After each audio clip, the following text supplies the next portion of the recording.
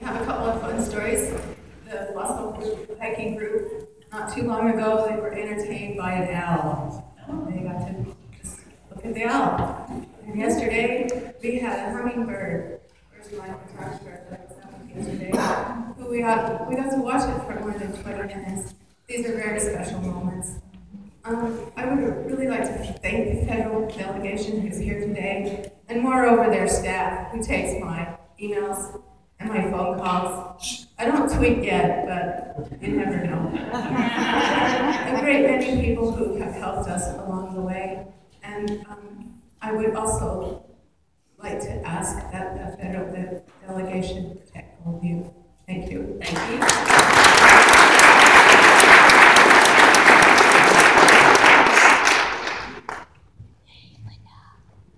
My name is George Railing. I'm a local hiker, a member of a local hiking club. I grew up in California. I spent a lot of time in the outdoors. Much of what happened in California in terms of protection came about through the Sierra Club. I participated in a fair amount of activity with them. When I came to Nevada, I was amazed at what Nevada has.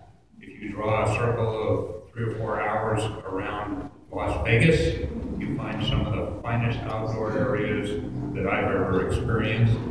A lot of people, when they come here, they think it's all brown desert, not very interesting. After you've been here for a while, you see how beautiful it is and how wonderful it is, and what discoveries await you when you really get out there.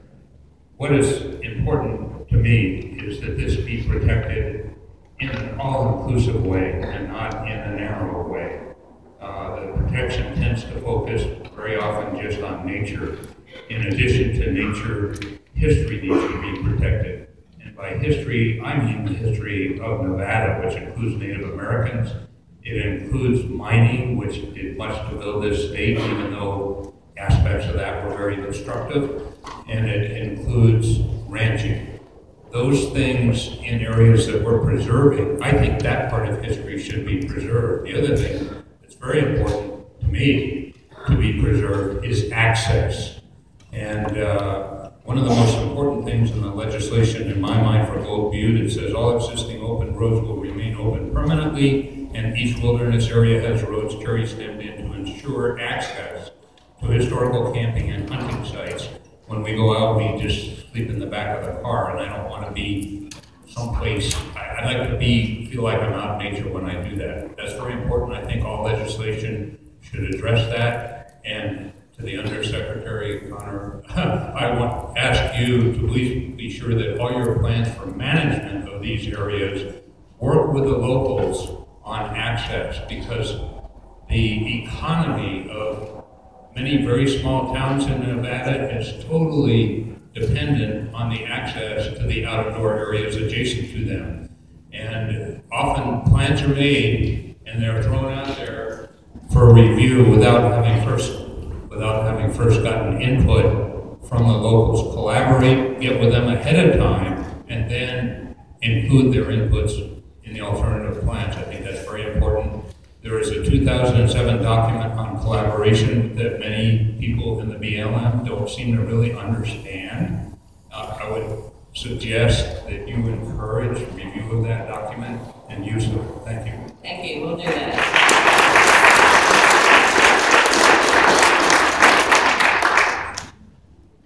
Chris Barrow with Chairman of the African Creators Language Association for Nevada. And I've hunted and hiked camp like throughout the state. And I can say that the Basin Range area is one of the most beautiful resource-rich areas as far as resource being nature itself. Nevada's got a lot of that, and I think that's one of the most pristine areas we can go.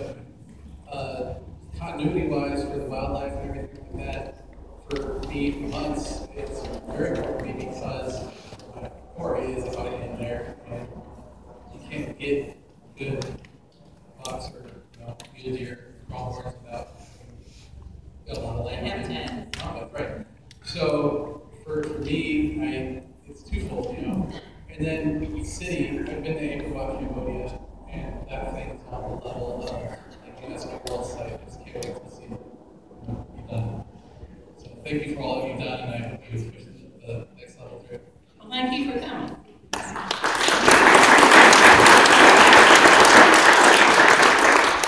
Good evening, everybody. My name is Linda Cavazos, and before I make my remarks, and some of which, like other speakers have said, has already been said, so I won't repeat myself. One thing I want to say, though, is looking out over this room today is absolutely incredible. The wide diversity of people that we have out here today. I cannot believe for the wide range of ages.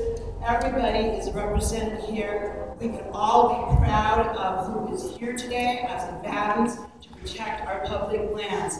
We are not just one small faction. We are all Nevadans. We're all here for the same reason. So I wanted to say that before saying anything else.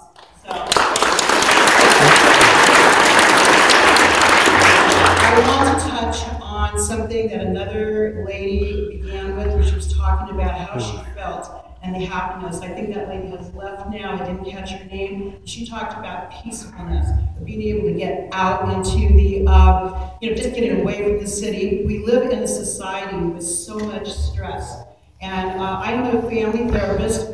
I work with a wide range of clients, ranging all the way from small children to veterans working with PTSD. One of the things I want to address is that something that has been very successful with autistic children, with veterans, with victims of domestic violence, has been the peacefulness that they find in recreational outdoor therapy. Let's please not take away these wondrous places of Tule Springs, Garden City, and Gold Butte, Red Rock, everywhere. Let's keep those places of peacefulness there for all of us here in Nevada and everybody else who comes to visit. Thank you so much.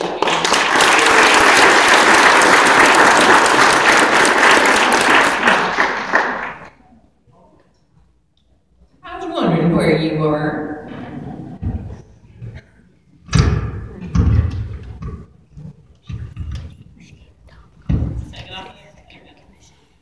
I was a Cub Scout leader, so I probably don't need it. But hello.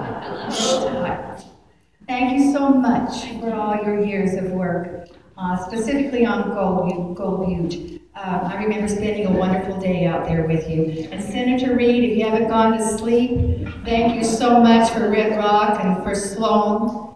The group of children, if you were here at the beginning, the after-school all-stars who were out in Gold Butte, Friends of Sloan teamed up with the Lifetime Adventure program with that group. And we began taking children out in our four-wheel vehicles to places that they couldn't get to. And just getting in the car was a treat. But getting them camping in Sloan and Gold Butte, those children were middle school kids from Orr and Cashman Middle School. They were inner city children who are learning to love the land. You cannot make future conservationists from watching a TV program or seeing a pretty picture or hearing a description. You have to get those kids out. So I hope that as we work on preserving these places, we work also for money to get kids out into wilderness. So I'm getting used to the phone here. So I have I just looked up 2 states. So this is the most important part for you to remember, and I'm so happy you're here. Utah, 5 national parks, 8 national monuments. Didn't take into consideration NCAs or national recreation lands. I'm gonna say it again, 5 national parks, 8 national monuments. Arizona, 3 national parks, 4 national monuments. Let's get going. I'm getting old. I've got 3 generations there here. My plot is ready. Can we just get this done for Gold Butte before I die? And everybody's always saying, are we going to get a visitor center at Sloan before Terry dies? So keep that in mind. So I think there are some people here that had their first trip to Gold Butte with me. Did you go out there with us, Brian? Where'd Neil go? Because I know Neil went. We had people from Washington, D.C. who'd never been on a dirt road before, and they kicked me out of my car, and they four-wheeled the whole time. They had a ball. Nature is a healer. You're wonderful.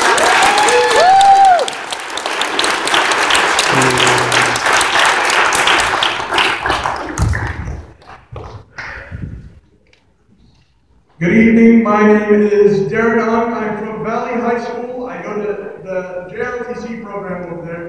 And I'd love to thank you all for coming here to hear my opinions. I'd love to thank my friends and Miss Tilly Torres. She's a very great inspiration to me.